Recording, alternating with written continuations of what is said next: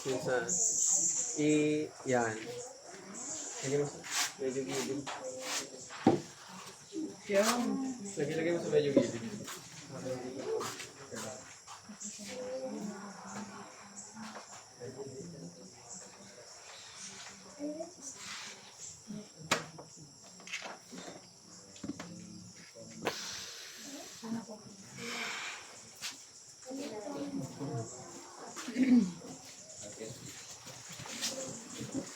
Magandang umaga po sa ating lahat ng mga minamahal at ng mga kapatid. Maganda din po ang sama. Morning. Parang bago ako dyan. Purihin at pasalamatan natin ang Diyos na kami po ay nakarating po rito for the first time. First time dito sa lugar na ito, bagamat sa ibang part ng Mindanao ay nakarating na po kami. At salamat po sa panyaya po rito po. At ang topic pong ito ay talagang tunay po na napakabigat. Sapagat po, nakita ko po rito po na ito yung isang mahalagang subject. Or sabihin na natin po na ito yung sa lahat po ng pag-unawa ay dito nakabase po. It is discernment. Discernment based on not in our own interpretation or understanding, but it is the thought, the mind, ang kabuuan po ng Diyos. Yun po. Kaya makita po natin po kung bakit po kailangan nating maunawaan kung ano yung isipan ng Diyos na nakay Kristo at ito'y ipapagkaloob niya po sa atin po. Kaya yung the need, kaya pag sinabing the need po yung pangangailangan, nangangailangan. So yung nangangailangan po ng bagay na ito ay magkakaroon po nito. Yun po. Without the need, yung walang desire po ng pagkakaroon ito, hindi tayo magkakaroon po nito. Kaya kung bakit po, the mind of man and the mind of God is too far. Napakalayo. It's like heaven and earth. Yan po. Kaya po, para sa mga hindi nakakakilala nga pala po sa akin po, ako po si Brother Carlos Romero po, from Ilocos Sur, from Kagutungan po, Seventh-day Adventist Country Church, there po, na mayroon po kaming gawain po ng medical missionary work, which is a sanitarium work.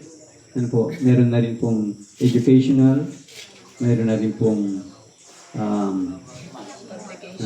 media, at iba pang mga departments po, na kung saan po ay nandun po kami sa bandang north po, sa northern part of the Philippines, na kung saan doon po kami nakasentro ng paggawa, bagamat po ay lumalabas din po kapag mayroong mga gawain po sa ibang lugar. Yan po. Kaya it is a privilege po, and binabalik ko ang papuri pa sa salamat sa Panginoon, at pinapasalamatan ko rin po ang organizer po ng camp meeting na ito. Yan po. Especially Brother Ray. Kaya, ang topic po natin sa umaga pong ito is the need of the Holy Spirit in discernment. Yan po. Pero, bago natin po tutunghayan po yung need of the Holy Spirit in order for us to have discernment is, ang unang katanungan po ay, what is spiritual discernment? Yan po. Kaya, so ito yung pinaka-susi po nating talata po. Kaya without knowing the spiritual discernment po, na ito pala ay kailangan manggaling po sa Diyos, hindi po sa ating sarili po. Sapagkat sa natural na tao po, ito po yung meron sa atin po, o sa tao. Sabi po ni Pablo po sa 2 Corinthians 2:14, but the natural man receiveth not the things of the Spirit of God, for they are foolishness unto him, neither can he know them, because they are spiritually discerned. So makita po natin po yung the natural man. Yan po. Yung natural nating pagkatao po without, for example, yung dati po natin, yung bago tayo linubog, bago tayo tumanggap ng mga katotohanan buhat sa Diyos. Sabi po rito ay, the natural man receiveth not. Hindi tinatanggap ng natural na tao ang mga bagay na galing sa Espiritu ng Diyos o galing sa Diyos mismo. Sapagkat ang sabi niya po, they are foolishness unto him. Kaya pumunta po kayo sa paligid po natin na hindi naniniwala sa salita ng Diyos po. Pagtawanan lang po tayo. Yeah, their foolishness unto him. Neither can he know them. Yan po. Pag hindi nila kilala sila. Because, sabi po, they are spiritually discerned. So, mauunawan po na ito based on the Spirit po. Or based sa Diyos po o sa ating Panginoong Heso Kristo po. So, yung tanong po na, what is spiritual discernment? Then, yan po. What is spiritual discernment? Sabi po sa atin po, spiritual discernment is the God-given ability to perceive and distinguish between truth and error, good and evil, and divine guidance versus human or deceptive influences. So makita po natin po yung distinction po diyan. Nang spiritual discernment pala po ay ipinagkakalo po ng Diyos na kakayanan. So hindi po yung sarili nating kakayanan po to perceive and distinguish. Yan po. Para maunawaan at mapaghambing sa pagitan po ng katotohanan at ng kamalian.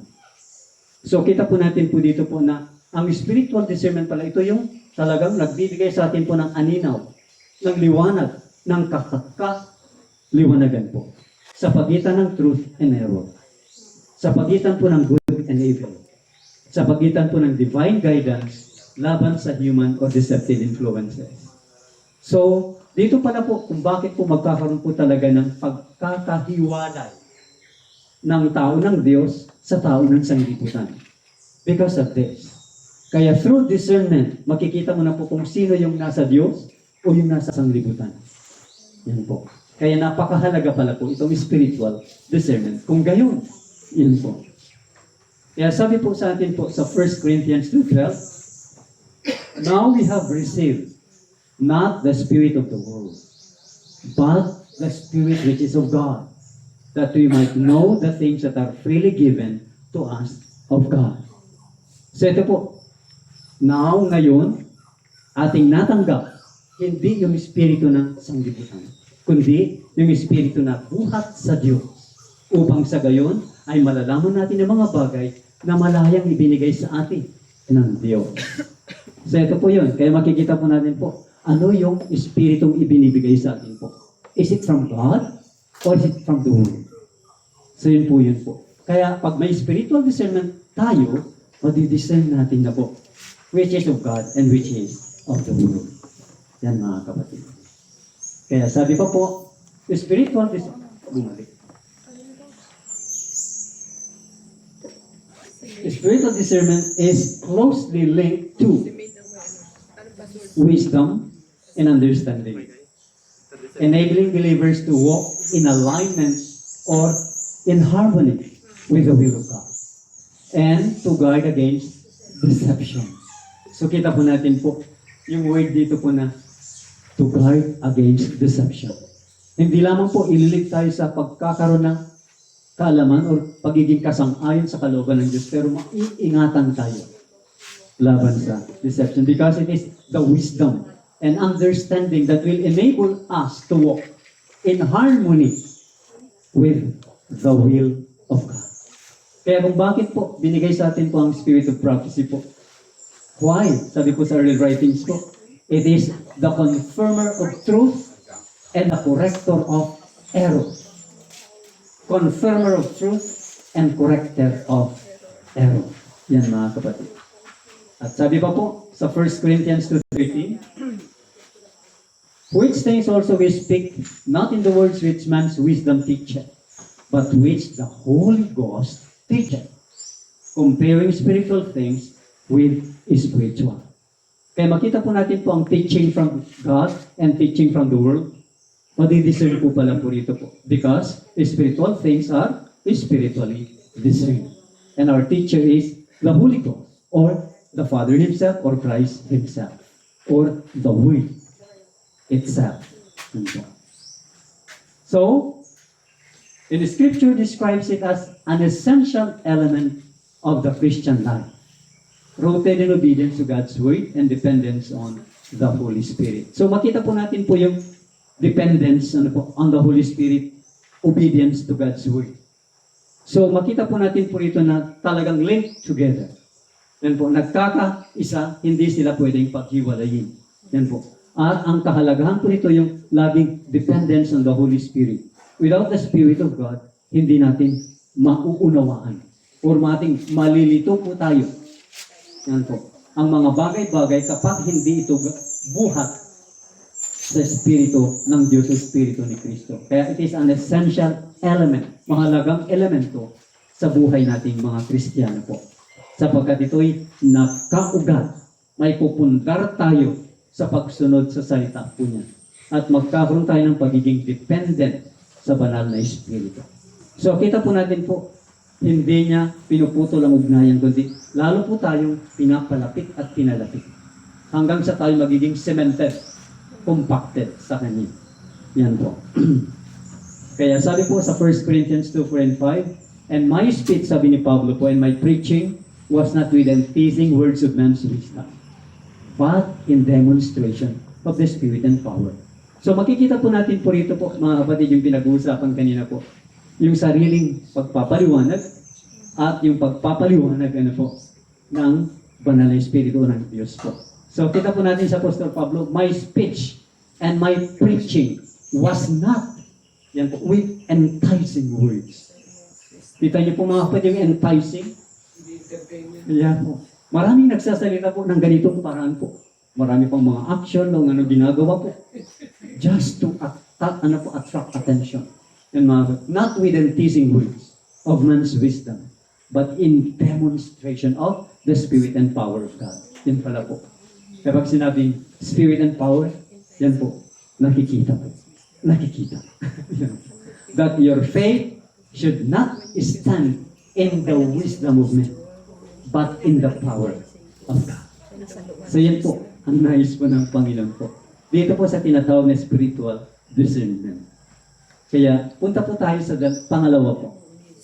What is spiritual discernment? Now, the biblical foundations po of spiritual discernment po. Saan po ito naka-found? Saan ito naka-base? Ano po? Spiritual discernment po. Spiritual discernment find its foundation in Scripture. Kaya kapag hindi sa salita ng Diyos o sa banal na kasulatan, hindi po ito spiritual discernment. It's merely a human understanding, human interpretation. Kaya ito ngayon po natin po ang sinasabi po sa Hebrews chapter 4 verse 12 po. For the word of God is living and active, sharper than any double-edged sword. It pierces even to dividing soul and spirit, joints and marrow. It judges the thoughts and intentions of the heart. So, yan ang power po ng salita ng Diyos. Yan ang foundation po. Dito natin sasalit, dito natin maipupundar ang ating pagkaunawang spiritual. Without the Word of God, there is no foundation for spiritual discernment. Everything is based on the Word of God. Ulitin ko po, everything, 100% must be based on the Word of God. Yeah. And this highlights the vital role of the Word of God in cutting through falsehood and guiding the believer in truth. Kaya dati po, nandun tayo sa error. Nandun tayo sa sanglibutan.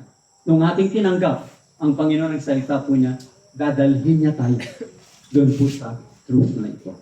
Kaya bakit sabi niya po, from darkness into His marvelous light. So yun po yun mga kapatid. Yan ang vital role ng salita ng Diyos po. From falsehood to the truth. Kaya i-direct niya tayo po ron.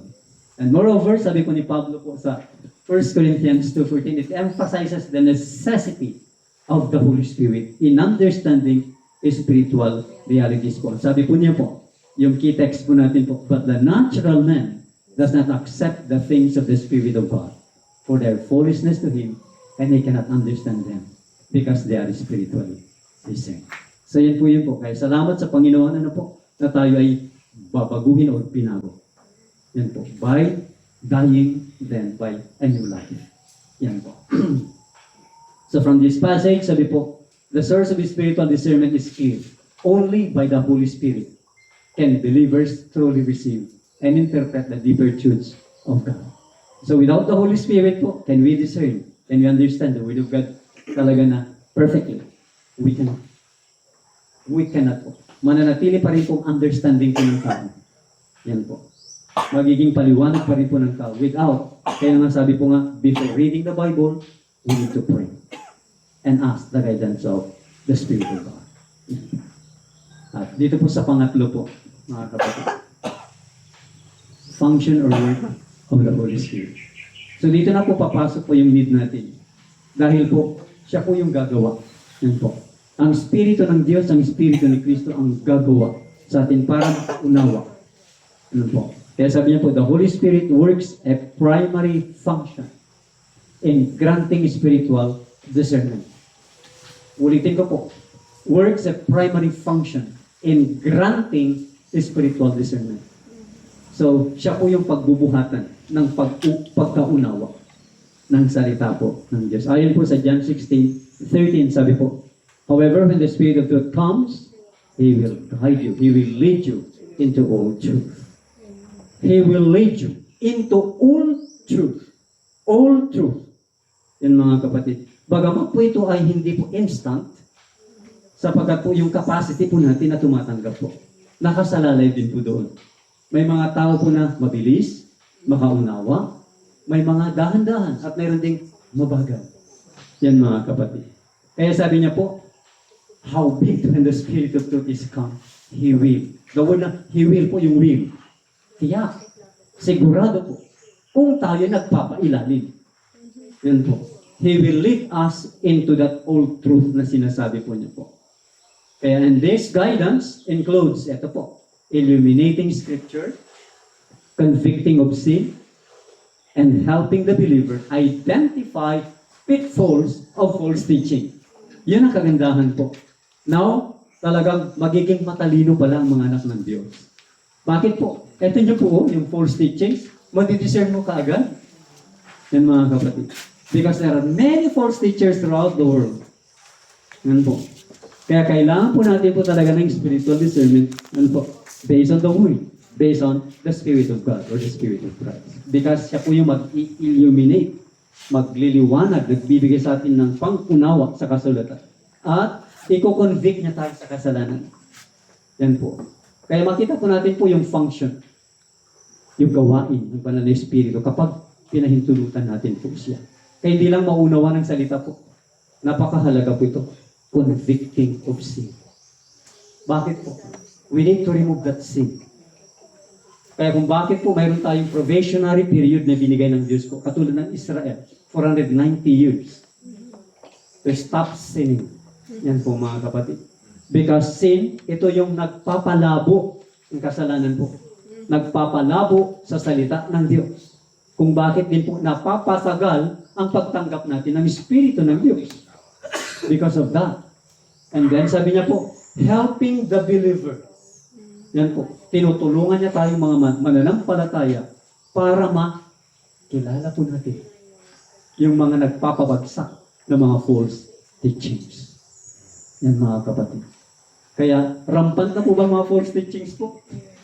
Yes, mga kapatid. Sapagat, bakit po? Bakit dumadami po ang mga false teachings? Because Satan knows that he has but a short time. Kaya ginagawa na niya ang climax ng kanyang deceptions. Yan mga kapatid. Kaya kailangan din natin ng match ng Spirit ng Diyos. Ng katotohanan ng Diyos. Yan mga kapatid. Para hindi tayo mahulog sa bitag ng kaaway. Yan po. Kaya sabi po sa atin sa 2 Timothy 3:16 and 17, sabi po sa atin po, all Scripture is given by inspiration. That is inspired. Hiningahan. That means the breath of God. The Spirit of God. Yan po. And is profitable for doctrine, for reproof, for correction, for instruction in righteousness. Kung titingnan po natin po ang naidudulot po ng salita ng Diyos sa tao po. So kita po natin po, talagang totally babaguhin ng tao. Yan po. Una, wala kang alam, magkakaroon ka ng alam. Pag may mali ka, tinutuwid ka. Yan mga kapatid. Pag ikaw ay pasaway, sasawayin ka. Yan mga kapatid. Kung ikaw ay liko, yan po, sasabihin niya, ikaw ay maging mature.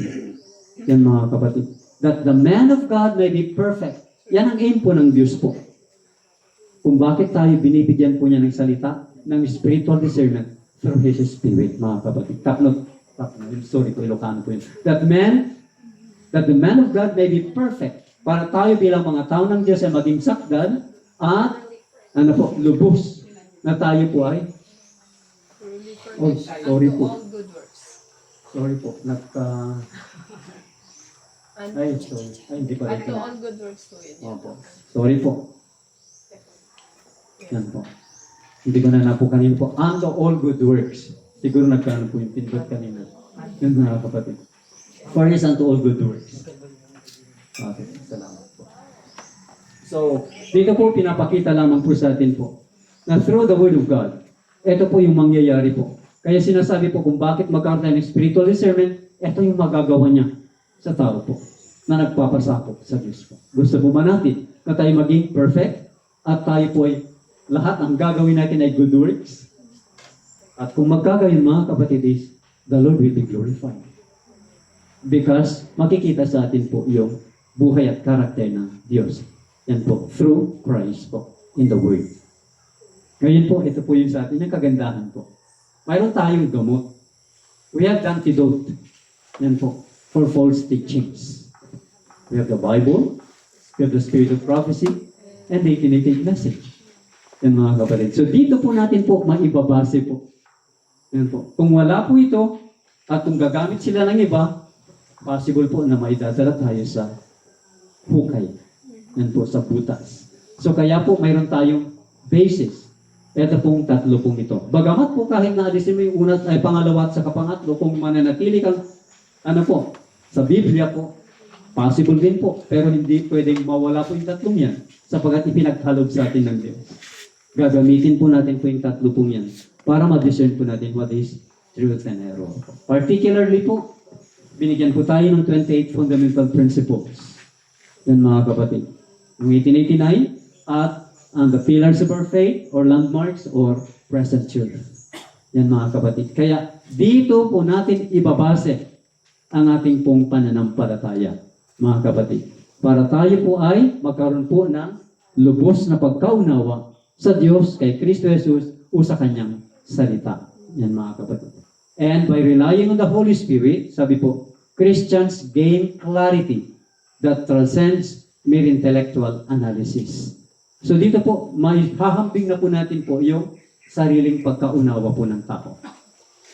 Yan mga kapatid, doon sa pagkaunawa na galing po sa Diyos. Kung tayo po ay nagre-rely po sa banal na Espiritu, sabi po sa atin po, tayo mga Kristiyano magkakaroon ng malinaw na pagkakapahayag ng, sabi po rito po, ng mga intellectual na pangunawa. Maintindihan po natin po yung karunungan na nanggagaling sa tao o karunungan na nanggagaling sa Diyos po. So, we need to understand and compare the two theological modes of interpretation. Ano po itong dalawang modes of interpretation po? Itong exegesis and eisegesis. So, ito po yung mga theological terms po.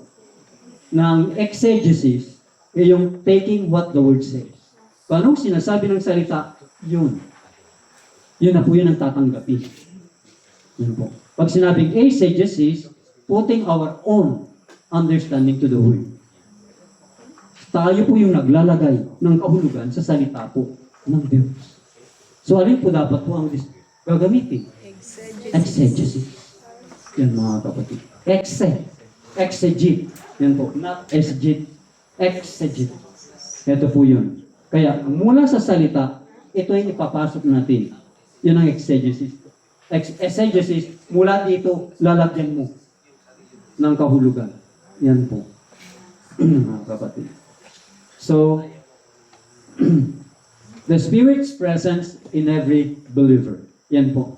Na sabi po, it serves as an inner voice. Kaya kung bakit po, parang yung conscience ng mga kapatid, inner voice, ito yung nagsasabi sa'yo, ito'y matuwid. Yan po. Sasabihin niya, ito'y mali, hindi matuwid.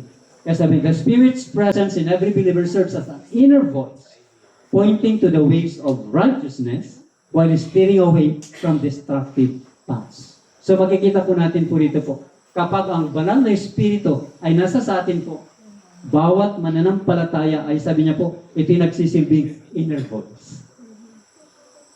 Sinig na yan po mga kapatid, na nagsasalita po sa atin po.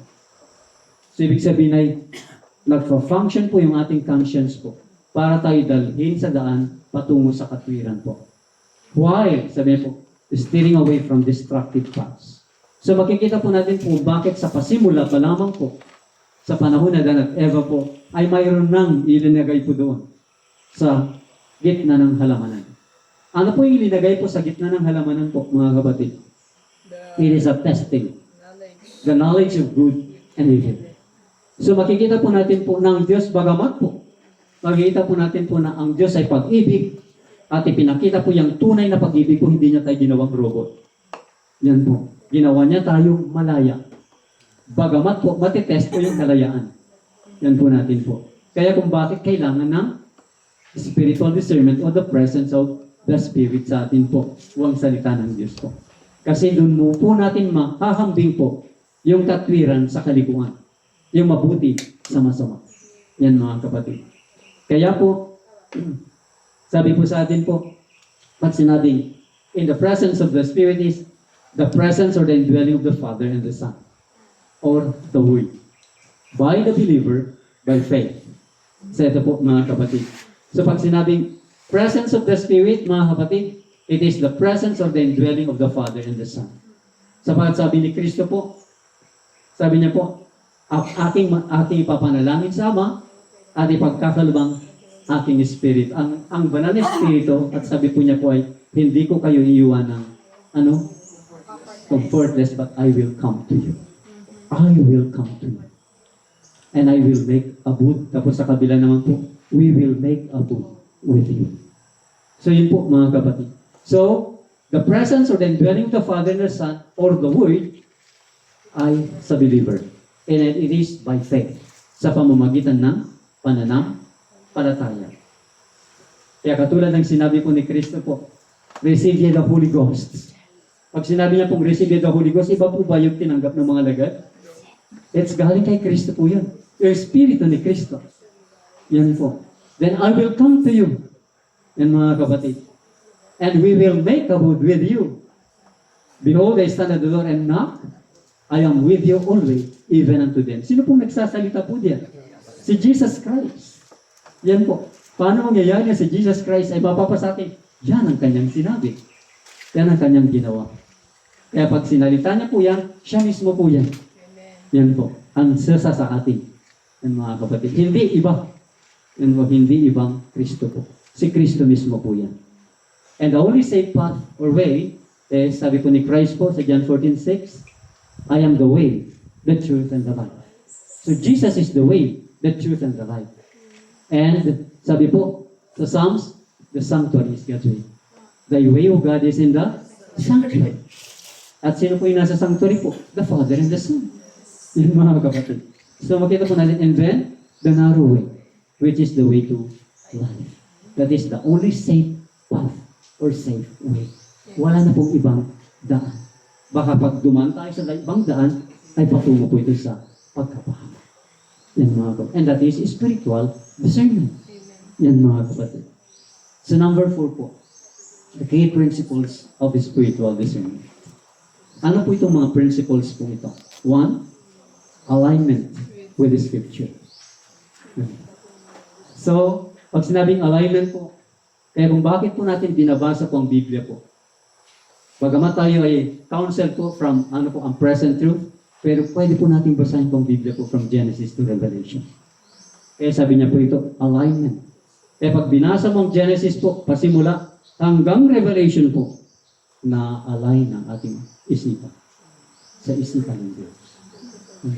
Mababago po itong isipan pong ito. And that is spiritual discernment na ibinibigay sa atin po ng Diyos. Kaya pag hindi natin basahin po ang salita ng Diyos, would you think ma-align po itong isip natin? Kaya minsan nga po sabi ni Jesus, sabi, Daddy, align natin yung sasakyan. Pa-align natin yung sasakyan. Sabi niya po. Bakit? Kasi napapagod itong kaliwa ko sa kakakontrol ng manibela. Kasi hinahatid po siya, kaya pag binita ko mga manibela, papunta siya sa gitna, ay delikado. Yung mga kapatid. So there is danger pag hindi naka-align. Hindi siya sumusunod sa Yes, hindi siya sumusunod sa linya. Yan mga kapatid. Kailangan i-realign. Kaya tinignan ko po paano mag-realign kasi hindi ko alam po. Kapag gumagamit din pala sila ng linya, alam para magtatanim ng palay. Ano kayo lilinyahan nila? Sabi ko, ay yung gulong din pala. Kala ko hindi sila na gumagamit ng gano'n. So yan po. Kaya ganun din po tayo sa salita ng Diyos. Kung itong isipan po natin ay hindi naka-align, i-align po ng Diyos. Kung isa-submit natin, itong mind natin po. Yan mga kapatid. Without submitting, our mind will not be also aligned with the Scripture. Yan po. Kaya sabi po, discernment is always tested by alignment with God's Word. Kaya anong sabi po ng salita ng Diyos? Yun po dapat po. Hindi, anong sabi ni Brother Boy? Hindi po. Kundi anong sabi ng Diyos? Dito po tayo maa-align. So makikita po natin bakit nagkaroon sila ng one mind po. Because lahat sila ay nagpapa-align. Yan po. Nung dumating ang Pentecost po, they are all aligned with the Word of God. At yan po ang purpose bakit may mga ganito pong camp meetings po. May align po tayo sa katotohanan ng Diyos. Kaya sabi po sa Isaiah 8:20 po, to the law and to the testimony, if they do not speak according to this word, they have no life or truth. Kaya lagi po sa salita po ng Diyos po at sa mga propeta po ng Diyos. Para hindi po tayo maligaw. Hindi tayo tutungo sa kadiliman, kundi sa kagilagilanas na kaliwanagan po. Kaya lagi po natin pong tanungin po, to the law and to the testimony po ang ating pong pag-uusapan. Pag hindi, salamat na lamang po. Ano? Kaya, though contextually speaking to Israel's need for God's revelation, kasi ito po ay sa Isaiah. Yan po, kung ating titingnan po ay parang sa Israel po, pero ito ay para sa lahat po. Sabi niya po, this principle holds universally. Any teaching must be examined in light of scriptural truth. Lahat po na ating maririnig na mga aral o mga salita ay kailangan po galing sa salita po ng Diyos po. Kaya lahat po ng context niya, ano po bang sinasabi po? Kaya basahin po natin mula sa unang verse hanggang sa huling verse po. Para makita natin kung anong sinasabi po ng chapter na ito, mga kapatid. Katulad na lang na example po sa nung tayo na sa big church pa po, yung Acts 10, yung malinis at marumiano po mga kapatid. Kaya kung hindi babasahin po yung kabuuan ay, bakit nga naman? Si Pedro pinapakain ng marumi. Yan po mga kapatid. Eh mismo si Pedro ay nagugulumihanan. Hindi niya maintindihan po. Kaya yan po, binigyan siya ng spiritual discernment. Yan mga kapatid. Na ito pala po ay hindi tumutukoy sa tao. Yan mga kapatid. Hindi tumutukoy sa hayop, kundi tumutukoy po sa mga taong makasalanan na pwede palang malilinisan. Yan mga kapatid. Kaya po, sabi po rito po, kailangan po na laging to the law and to the testimony. Because this is applicable para sa lahat po. Hindi para sa Israel lamang po. And pangalawa po, there must be prayerful dependence. So kaya pag bumuklat tayo ng salita ng Diyos ay kailangan po talaga po ng panalangin. Yan po. Panalangin po talaga. Para malinaw po ang ibibigay ng Diyos na kapakahulugan sa salita po niya. Kaya minsan po, meron din pong nananalangin po, nananalangin parang hindi malinaw panalangin. Kaya minsan, ang pagkaunawa hindi rin malinaw. Kasi ang panalangin ay hindi klaro. Yan mga kapatid. So kailangan po pag tayo nanalangin ay talagang yung taos, puso. Yan po. Sa ating banal na o sa ating kalooban po na nanggagaling. Kaya sabi po, discernment flows from a prayerful heart that seeks the Lord's guidance.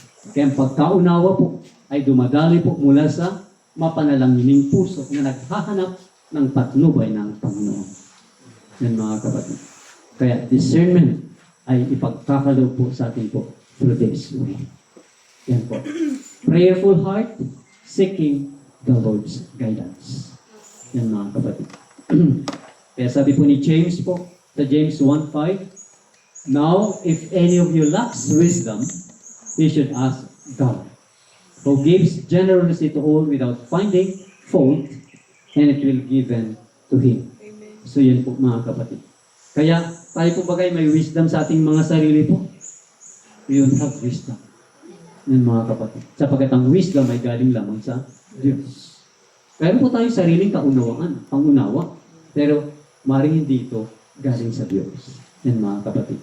Kaya kung ganoon, sabi niya po, kung tayo nakukulan ng kaalaman o karunungan, ay kailangan hilingin natin sa Diyos po. Sapagkat pagkakalot niya po ito ng generously. Yan po. Talagang, sagana. Ibibigay niya sagana po without finding fault. Kaya minsan po, iniisip natin po na, hindi kasi ako karapat-dapat, kaya hindi ako lalapit. Saka na ako lalapit kapag wala na akong fault. Yan mga kapatid. Hindi po ganun po. Yan mga kapatid. Kung basta po sabi po doon ay, with a contrite heart. With a humble spirit po. Tayo po ay tatanggapin po ng Panginoon. Pagkakaluban po tayo ng karunungan po. Kaya sa mga naglipa na po ng mga false teachings, winds of doctrine sa sanglibutan nito, especially in the Philippines, mga kapatid. Oh, grabe talaga pong balitaktakan, debate sa mga ganyan po. Pero, hindi pa ba tayo napapagod, mga kapatid, sa pagkikipag-debate? Ang po natin po is, nandito na binigyan na po tayo ng truth. Truth na dito tayo magdiduel para maghatid sa atin po ng kapayapaan dun sa tema po natin po. Kaya kung laging debate po, would you have peace? Wala po. Ikakunan po tayo ng troubled heart and mind. Yan po. Kaya spiritual discernment thus arises from humble petition before God. So yan po yung humility. Yan mga kapatid. Pagpapakumbaba. Kaya kung bakit sinasabi sa atin ng Panginoon po, sa mga napapagod na, ang sabi niya po sa atin, come unto me. Learn of me. For I am meek and lowly. So ganun po sana po kaya nagbigay ng halimbawang Panginoon po sa atin po. Na ganun din tayo lalapit sa Kanya o lalapit sa Diyos po. Yun po. And that is spiritual discernment. At ang pangatlo po ay, yan po, a renewed mind. Yan mga kapatid. Kailangan po ng ating mga isipan ay mabago. Yan po. Kung yung dati pa rin pong brother boy ay mahirap po. Yan mga kapatid. Kaya sabi sa atin po, sa Romans 12:2, do not be conformed to this world, but be transformed by the renewal of your mind. Yan mga kapatid. So, kung titignan po natin saan ilinagay po ng Diyos po ang ating pong utak? Sa taas po. Bakit po dito sa taas po? Ilinagay po ang utak po natin po. At hindi doon sa baba. Yan mga kapatid. Should be prioritized. So makita po natin po, pag nasa itaas, ito yung authority. Yes. Ito yung maggugobyerno ng mga kapatid. Kaya napakahalaga po, ng laman ng isipan po natin ay isipan ng Diyos. Isipan ni Kristo po. Kaya pag nanatiling isip ni Brother Boy po ito, ay, yan mga kapatid, hindi po spiritual discernment. Sariling discernment po ni Brother Boy po yun. Kaya do not be conformed to this world. Bakit po world po? Ang hindi natin po magiging kasang-ayon. Ano po bang sinasabi po ng Diyos po sa sanglibutan? Because it is the enemy of God. Kaya po pinahintulutan ng world to be the sifting instrument. Yan mga kapatid. And if this is a sifting instrument po na pinapahintulot ng Diyos, we need a discernment. Para hindi tayo masif ng sanglibutan. Ano po yun nandun sa sanglibutan po na magsisip sa mga believers? Una, love of the lust of The flesh. the lust of the flesh, the lust of the eyes, the pride of life. So makikita po natin po yun ang magsisip sa tao po. Kung bakit hindi sila nakakapasok sa spiritual discernment o sa perfection na nais ng Diyos because of that three. Yan po. The lust of the flesh, the lust of the eyes, and the pride of life. At ito po yung nasa sanglibutan. At ito'y hindi sa Diyos. At ito'y kaaway ng Diyos, mga kapatid. Kaya sabi po, as the mind is continually, take note of the word continually. Para bagang yung kuryente po na dumadaloy na hindi pinapatay. Yan po, continually aligned with biblical truth. Yan mga kapatid. Yan ang pagkaunawa galing sa Diyos ko. Kapag ang mind ay continually aligned with biblical truth, it becomes more adept at discerning what is acceptable and pleasing to God. So para tayong kuryente po na hindi napuputulan. Yan po mga kapatid. Kailangan lagi po tayong naka-align sa biblical truth o sa salita po ng Diyos po. So yan po ang kinakailangan po mga kapatid. And the number 4, mga kapatid, is testing teachings and spirits. Bakit iti-test po natin ang teachings? Bakit iti-test ang spirits po? Para makita po natin kung ano ang sinasabi ng Diyos at na-compare natin sa sinasabi ng sanglibutan. Yan po unang kasinungalingan. So, God allows testing. Yan mga kapatid. To prove us kung tayo nga po ay sa Diyos or hindi po. Yan mga kapatid. Kaya believers are called to weigh all teachings by the Scripture. Kaya, kung bakit po lagi-lagi po natin po narinig truth, we must be united with truth, with God's teachings. Yan po. At dito tayo mabibigkis po. Hindi po yung mga kahinaan, hindi po yung mga defecto, yung mga ano po. Kundi dito sa katotohanan po. Unti-unting maalis po yung mga defects ng characters, weaknesses po. Pero ang truth po, never na mababago. Mananatilit, magpakailanman ang truth po. It will stand like God po. Yan mga kapatid. Because He is the author of the truth. Yan mga kapatid. Sabi po ng ni John sa chapter 4 verse 1 po, Beloved, so, do not believe every spirit. Yan po. Bagamat po i-test po natin ang every spirit. You can test every spirit, but do not believe every spirit. Yan po. But test the spirits to see whether they are from God. So yan po ang atas sa atin po ng Diyos po through the Apostle John. Na talagang subukin natin ang bawat espiritu po, mga kapatid. Eh, kahit saan po tayo dadalhin ng Panginoon, yan po, kailangan po ito po. Ito yung weapon po natin. Ito yung sanggalang po natin po. Yan mga kapatid. Kaya, through, testing every spirit po. And this careful evaluation is central to discerning whether a message is from the Holy Spirit or from falsehood. Yan po. Careful evaluation. So makita po natin, maalala po natin yung mga Bereans po. Isang example po rito po. Paano nila natin test po kung tama yung naririnig po nila po? Titingnan nila sa salita ng Diyos. Kaya kung bakit po sinasabi po careful evaluation. Maingat na pagsisiyasa. Yan po. Hindi po basta marinig mo ay tanggapin mo kaagad.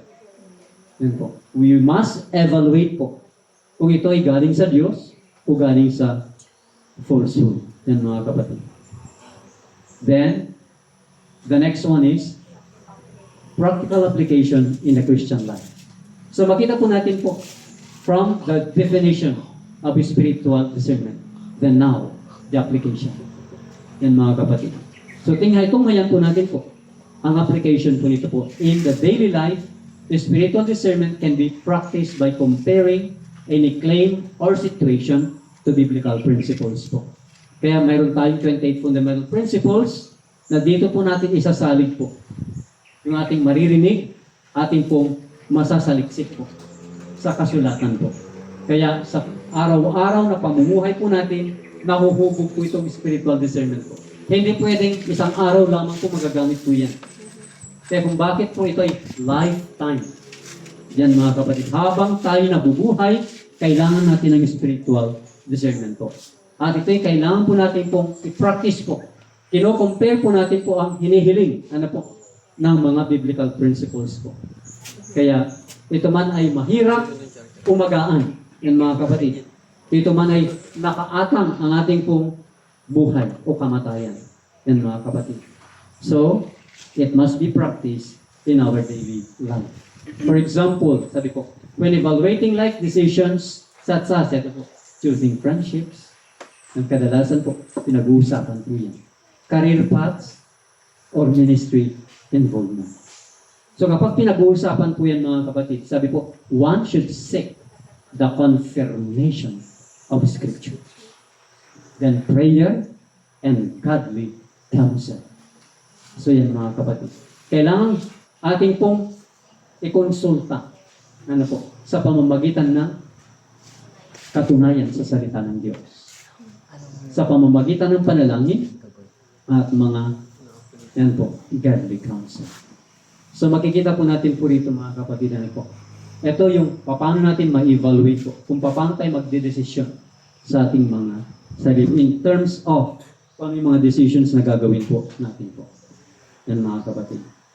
Kaya sabi po, proactively pursuing biblical instruction and maintaining a vibrant prayer life develops sensitivity to the Holy Spirit's living. So kita po natin po sa bawat plano na po natin po, sa bawat lakad po natin po, ay madali na po natin pong maunawaan. Why? Because nandun po yung leading. Nandun po yung discernment. Yan po. Nakikita po natin na kapag ito'y hindi sa Diyos, yan po, huwag kang tutuloy. Yan po. Pero pag sinabi ng Diyos na tumuloy ka, tuloy ka. Because there is the leading. There is the discernment po na galing sa Panginoon. Yan mga kapatid. Okay? So sabi po, proactively pursuing biblical instruction. So patuloy po na tayo po ay nagpapagabay sa mga katuruan ng Biblia po. Kaya kung bakit po sa panahon po natin ngayon, i-compare po natin ang mga bata noon sa bata ngayon. Mga kapatid. So, when you instruct ang mga bata ngayon, yun po, i-compare sa mga bata noon, ay grabe talaga po. Because of this, lack of discernment. Lack of wisdom. Ano po? Sa salita po ng Diyos. Kaya sabi po, hindi lamang yung pinupursue, kundi minemaintain. So, kung bakit po, maging sa ating pong kalusugan, kaligtasan po, hindi lamang po yung, pagkatapos po na tayo ay malinisan, kailangan din po natin po ang pagpupursige para po ma-rebuild and ma-maintain. And mga kapatid, to maintain a vibrant prayer life. And mga kapatid, kaya cease without praying. Ito yung maintenance po natin po. Yan po, seeking the word, prayer, then, yan mga kapatid, yan mo sa Panginoon po, lahat po ito. Yan mga kapatid. And it is also beneficial to fellowship with fellow believers who can provide wisdom and accountability. Hindi pwede po na tayo mag-isa lamang po. Kaya sabi po ng unang nagsalita po rito po ay, no man is an island. Kaya po kahit na mayroon tayong discernment, kahit alam natin ang lahat ng katotohanan ng salita ng Diyos, pag sinasarili po natin, ay katulad tayo ng mga Hudyo. Yung mga kapatid. Na ito ay nanatili po silang stagnant. Para bagay yung halaman po, na bonsai, yung mga kapatid. Hindi lumalago. Kaya kailangan po, na ito ay, sabi po, ating din pong ibahagi. Makipag-fellowship kami. Para yung karunungan na nasa sa atin po ay magagamit mo rin. Yan po. At ito ay magpapatibay sa atin, magpapalabo sa atin, hanggang sa tayo ay bawat isa ay makarating po sa kasakdalan. Yan po. And in this way, sabi po, discernment becomes a community safeguard. So katulad po ng lugar pong ito po, katulad ng bawat countryside, yan mga kapatid, na kung saan nandun ang mga believers po, sabi po rito ay a community safeguard. Baga sa parang sa Israel po na may 10 utos na bakod na nagpo-protect sa kanila. Kaya discernment, spiritual discernment ang kailangan po para ang community ay mapapangalagaan. As well as an individual responsibility. So yun mga kapatid. So bawat isa na ngayon ay may responsibility, accountability para pangalagaan ng bawat isa po. Yan mga kapatid. Kaya tingnan po natin po ang mga halimbawa po sa banal na kasulatan po. May mga ilang halimbawa po pero napakarami. Yan po sa bagay na ito. Eh sabi po rito po, examples of spiritual discernment in Scripture po. Una po, doon kay Solomon po. Alam niyo po mga kapatid, nung nabasa ko po ang wisdom na binigay ng Diyos po kay Solomon po. Hanga talaga po ako doon. Doon sa, imagine po, pagkatanggap ni Solomon po ng kaloob na ito, na karunungan sa kanya po, na-test kaagad siya. Sa pamamagitan ng 2 babae, yan mga kapatid, na sila ay may tigisa silang anak. Yan mga kapatid. At anong nangyari po? Namatay ang isa. Yan po. Kinuha ng isa, yung anak. Yan po. At hindi na lang kung sino ang tunay na anak at tunay na ina. Yan mga kapatid. Kaya, pumunta sila kay Haring Solomon for the decision. Yan mga kapatid. So makikita po natin po, nung kinilos ng Diyos si Haring Solomon po. Anong sabi po? Magdala kayo ng tabak. Bakit tabak? Bakit tabak ang dadalhin po? Yan mga, anong gagawin sa tabak doon sa mga bata? Yan mga kapatid. So anong sabi ni Haring Solomon? Yan po, hatiin ang bata. Yan mga kapatid. So doon sa pagsabi pa lamang po ng, ano po mga kapatid, ng babae. Nang sabi po ay, wag, sabi ng isa. Wag, ibigay nyo na lang sa kanya. Mga kapatid. Ano naman sabi po ng isa po? Ay, mas maigi pa na mahati para wala na makinabang. So makita po natin po in that way, makita po natin sino po ang may spiritual discernment po. Sino pong may wisdom na galing sa Diyos. Kaya nagkaroon sila ng takot buong Israel po sa karunungan na ibinigay ng Diyos kay Solomon. Yung mga kapatid. Kaya sa panahon po natin po ngayon po, dahil punong-puno ng deceptions, punong-puno ng falsehood, yung mga kapatid, ano ang gagamitin natin para ma-discern? Ito na po, kaya kung bakit tayo binibigyan po. Hilingin din natin yung karunungan na hiniling ni Solomon po, mga kapatid. Kaya po, sabi po ito, in 1 Kings 3, Solomon humbly asked God for an understanding heart to govern his people. God grants him exceptional wisdom and discernment, allowing him to judge rightly, as seen in his famous ruling with two women disputing over the same child. So ito po yung talagang kahangahangang decision po na ginawa ni Solomon po. Yan mga kapatid. At dito nakita po ang karunungan na galing sa Diyos sa pamamagitan po niya. Kaya kung ngayon po natin po, yung mga nakasulat po sa 1 Kings 3, verses 9, 11 to 13. Sabi po rito sa atin po, sa verse 9, give therefore thy servant an understanding heart to judge thy people, that I may discern between good and bad. Yan mga kapatid. Kaya kung sa mga tao po, sa sanglibutan po, hihingi po ba sila ng wisdom sa Diyos? Hindi po.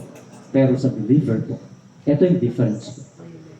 Na tayo bilang mananampalataya ng Diyos, pananampalataya ni Kristo, humihingi tayo ng karunungan na nanggagaling po sa Diyos. Katulad ng paghingi ni Solomon po. Sabi niya po, anong purpose po niya po? Bakit humihingi po siya ng karunungan? To excel? Mga kapatid, para yumaman? Para maging famous? No. Ang sabi niya po, that I may discern between good and bad. So dito po makita po natin po yung spiritual discernment po na kinakailangan pala po. Kaya sabi po niya po, because thou hast asked this thing, yan po mga kapatid, dahil ito ay hiniling mo na bagay na ito, sabi niya po, sa 12, I have given thee a wise and understanding heart, so that there was none like thee before thee, neither after thee shall any arise like unto thee. Yan mga kapatid. Anong ibinigay pa ng Diyos po? Liban pa dun sa hinihingi po niya po, mga kapatid. Hindi lamang po yung karunungan. Mga kapatid, binigyan po siya po ng kayamanan, karamalan. Yan mga kapatid. Kaya sabi niya po sa 13, and I have also given thee that which thou hast not asked, both riches and honor, so that there shall not be any among the kings like unto thee all thy days. So makikita po natin po ang karunungan na nagagaling po sa Diyos po. Kaya kung bakit sinasabi niya, hindi kayo magiging bunto, kundi kayo magiging ulo. Kaya ang ulo po, nandito yung karunungan. The discernment na galing sa Diyos. And it is power, mga kapatid. Kaya sabi pa po, sa 1 Kings 3, 27 and 20, what is the result? And mga kapatid, and po yung example po, na sinasabi, give her the living child, and in no wise is slay it. She is the mother thereof. So ito po yung decision po ni Haring Solomon po. Yung nagsabi na babae po, na give her the living child, and in no wise is slay it. She is the mother thereof. Ganun po ba ang puso ng tunay na ina, mga kapatid? Kapag hindi ka tunay na ina, sasabihin mo yung sinabi ng isa. Hayaan mo, mahal para walang makinabang. So yun po ang nagsasabi ng hindi totoo. Pero ito po yung nagsasabi ng totoo. Yan mga kapatid. Kaya spiritual discernment is discerning. Nakukuha mo ang tunay na paghatol. Yan mga kapatid. Kaya sabi niya po, and all Israel heard of the judgment which the king had judged. And they feared the king. Imagine po, kaya kung ikaw ay marunong pala, kakatakutan ka pala. Kaya makita po natin po. Kaya ang marunong na pangulo po, kinakatakutan. Pero ngayon po, hindi karunungan.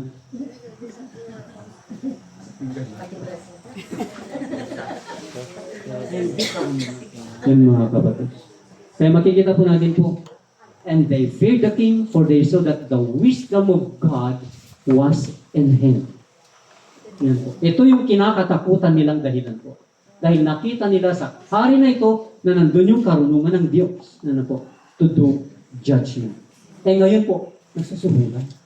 Yan mga, ito po, hindi mo pwedeng suhulan. Yan mga kapatid. And that is the discernment from God. Wisdom from God. Pangalawa pong halimbawa po, ito po, Paul's instruction to the Bereans. Yung nasabi ko kanina po. Kaya sabi po sa Acts 17:11 po, it recounts how the Bereans examine the scriptures daily. How the Bereans examine the scriptures daily. Yan mga kapatid. Kaya kung paano tayo kumakain araw-araw, dapat ganun din tayo pala sa salita ng Diyos. We must examine the scriptures daily to see, yan po, if Paul's teaching was it true. So patutunayan pala natin po yung naririnig natin po. Kung ito'y totoo o hindi. Kaya sabi po, this model illustrates the importance of measuring every word and doctrine by the word of God. Kaya ang salita ng Diyos ang magiging timbangan, sukatan. Yan mga kapatid. Para malaman po kung totoo ang iyong naririnig o nababasa. Yan mga kapatid. Kaya sabi sa Acts 17:11 po, these were more noble than those in Thessalonica, in that they received the word with all readiness of mind, and searched the scriptures daily whether those things were so. Yan mga kapatid. Kaya sabi po, they received the word with all readiness of mind. Pag sinabing mind po, it also speaks of the heart. Yan mga kapatid, pagdating sa Biblia, the mind and the heart is one. And search the scriptures daily. Yan po, whether those things were so. Kaya pag napatunayan po natin po, na totoo ang sinasabi po, tatanggapin po ba? Sabi niya, with all readiness. Tanggapin po natin po. Huwag nating labanan. Huwag tayong gagawa ng substitute. Yan mga kapatid. And let us compare with John 5:39 po yung sinabi ni Kristo po. Search the scriptures. So hindi po niya sinasabi po, ikaw ministro, magsaliksik ka para sa amin. No.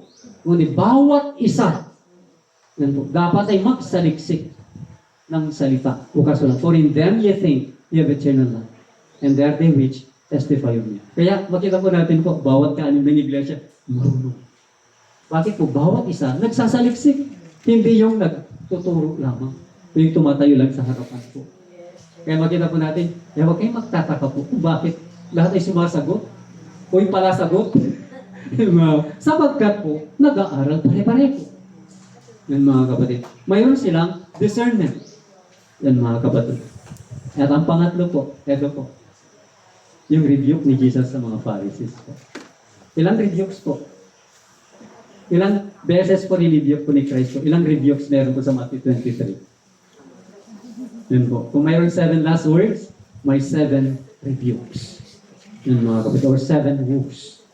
Yun mga kapatid. In Matthew 23, Jesus exposes the hypocrisy of the Pharisees, who adhere to outward traditions, but neglected the weightier matters of the law, which is justice, mercy, and faithfulness.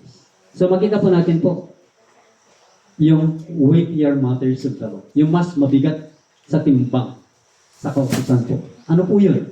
Justice, mercy, and faithfulness. Yung mga kapatid. Bakit po? Ano po ba mga Pharisees po? Bakit sinabi ng Diyos na hypocrite sila?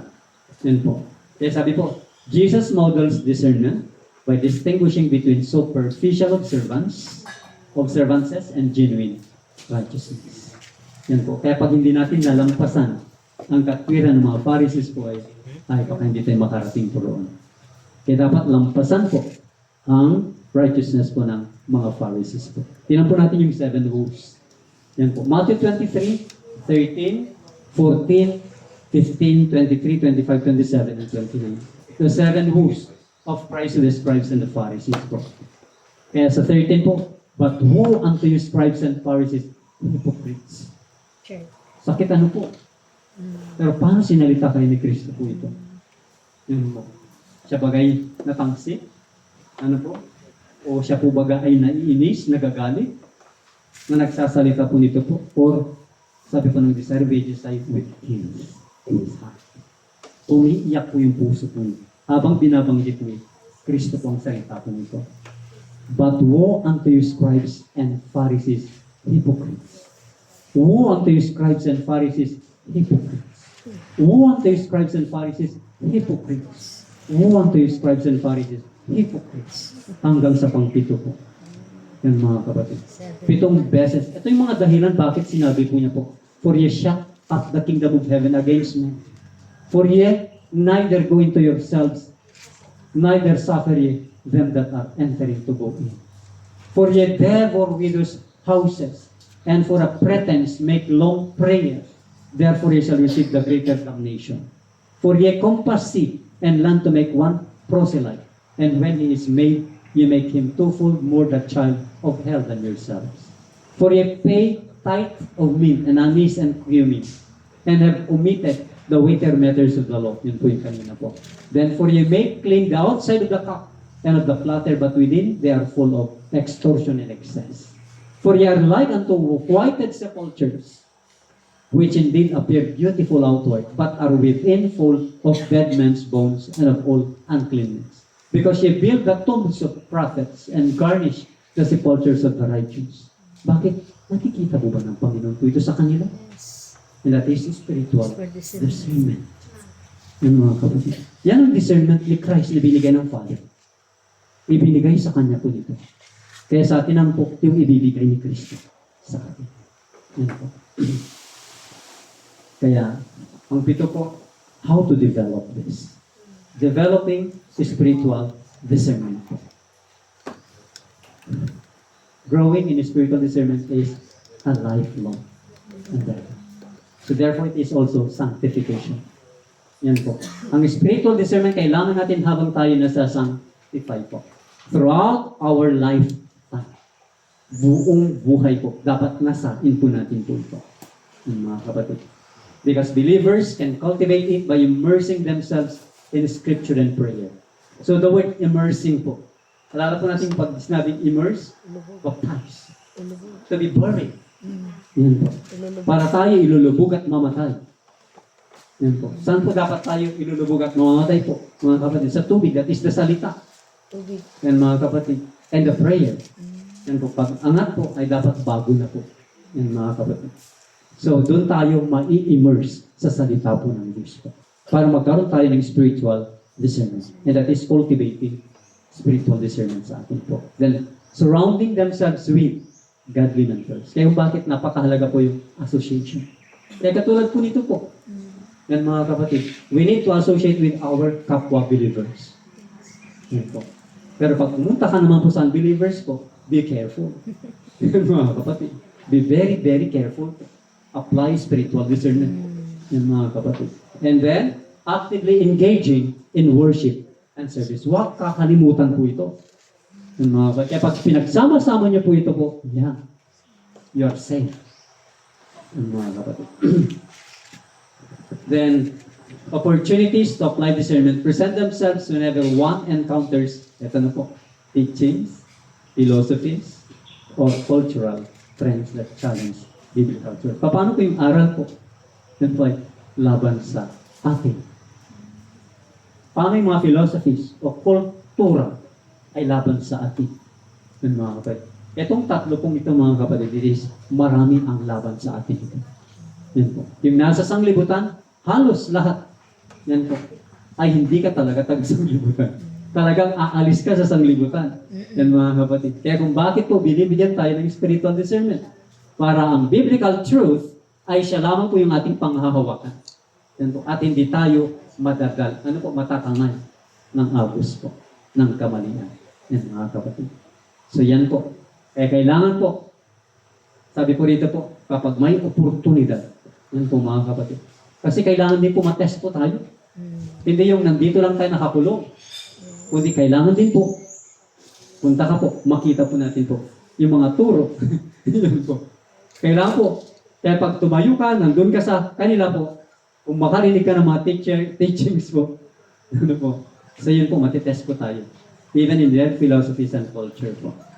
Kaya ito ay tunay na magiging subukan po sa atin. Sa Philippians 1, 9 and 10, sabi po rito po, "And this is my prayer, that your love may abound more and more, in knowledge and all discernment, so that you may be able to test and approve what is best."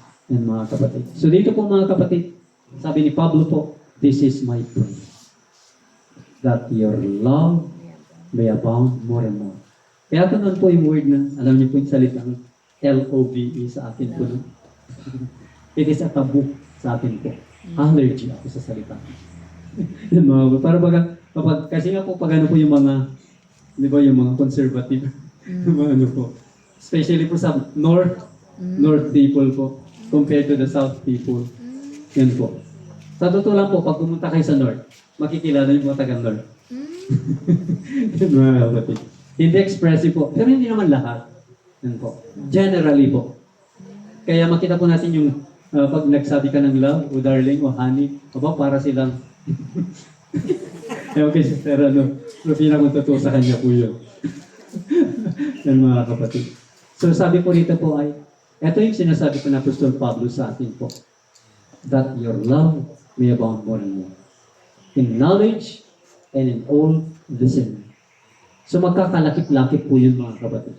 Kaya pag lumalawak ang ating pangunawa, pag-intindi, pati yung love. Yan po.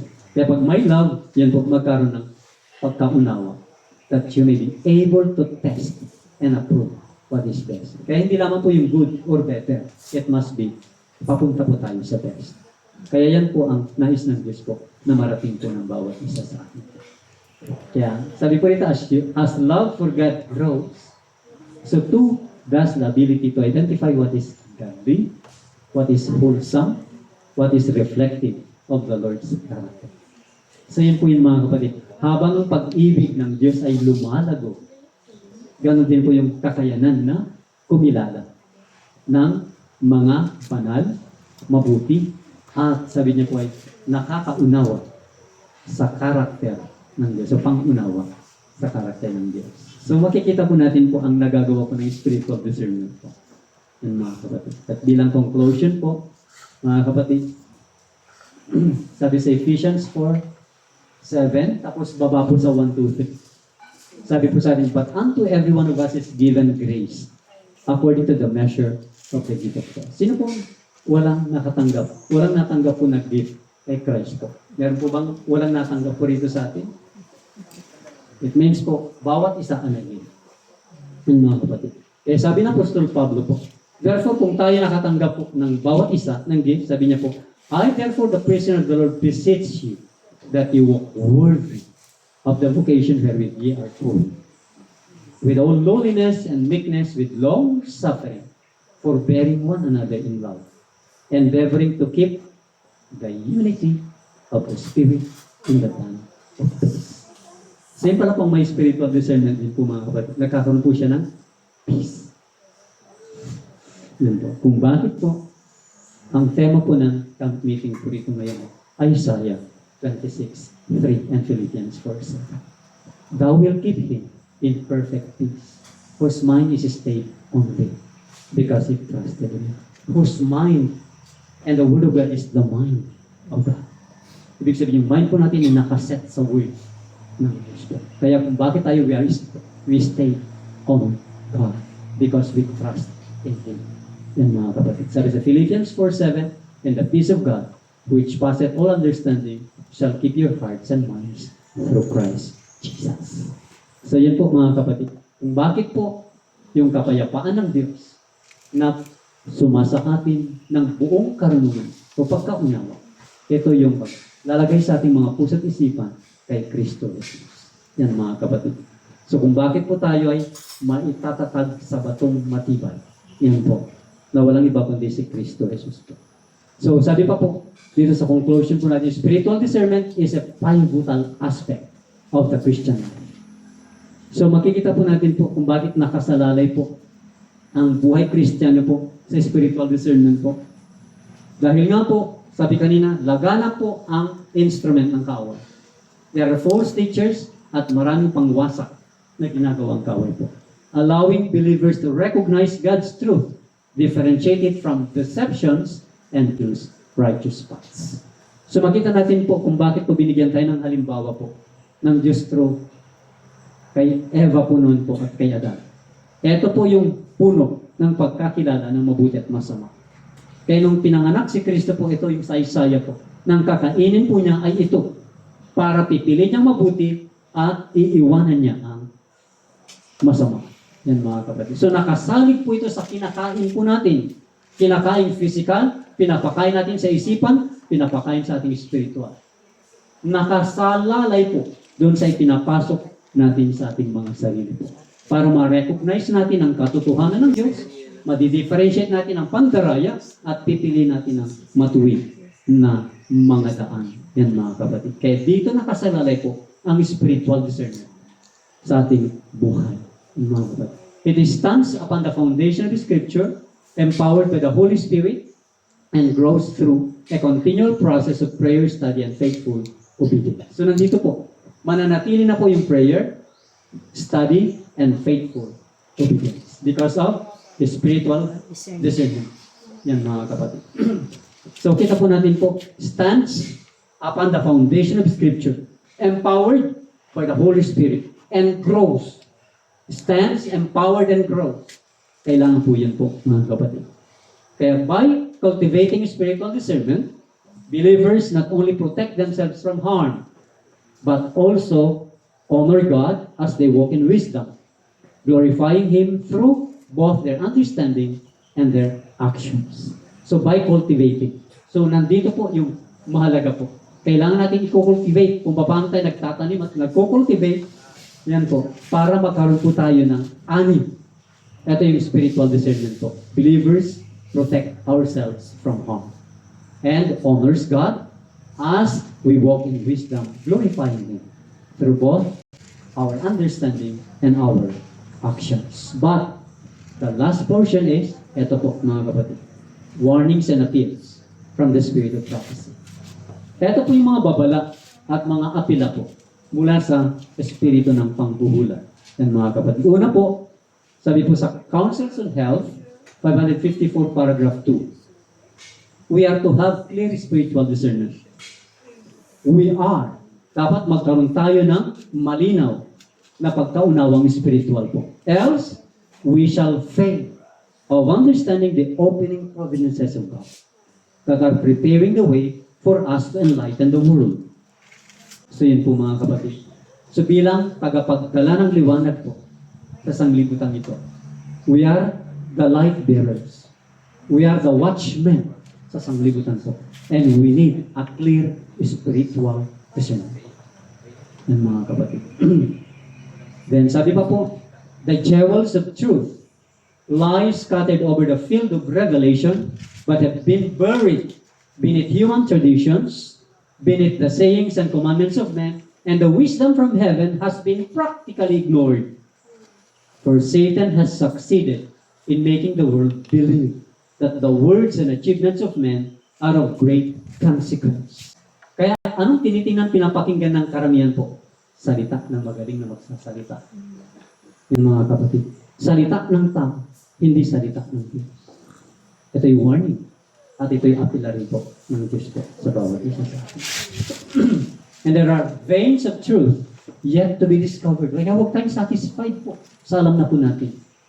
Sapagat sabi niya po, there are veins, may mga ugat ng katotohanan na madidiscover pa po. Even in the new earth, magpapatuloy pa tayong mag-aaral po roon.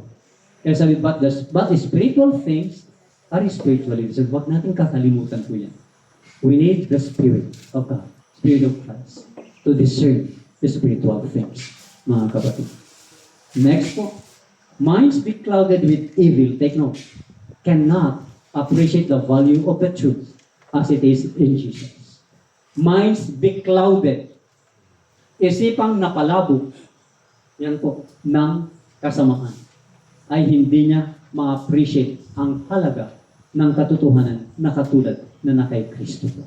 Yes po. Bakit? May evil na tumatakip, nagpapalabo sa isip.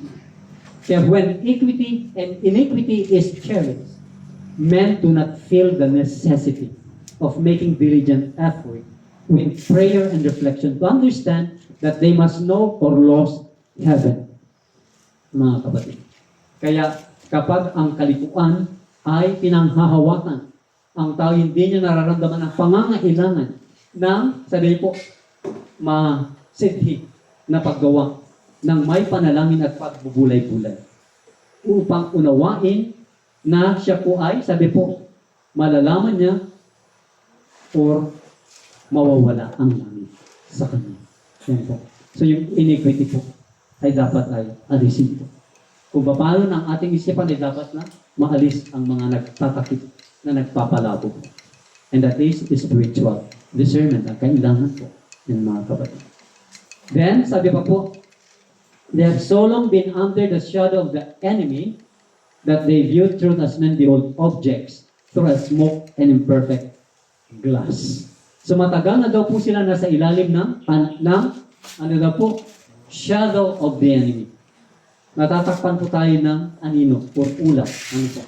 Kaya ang pag-unawa sa katotohanan, sabi niya po mga kapatid, ay parang may usok ating malabong salamin. For all things are dark and perverted in their eyes. So therefore, ang mata dapat ay magiging malinaw.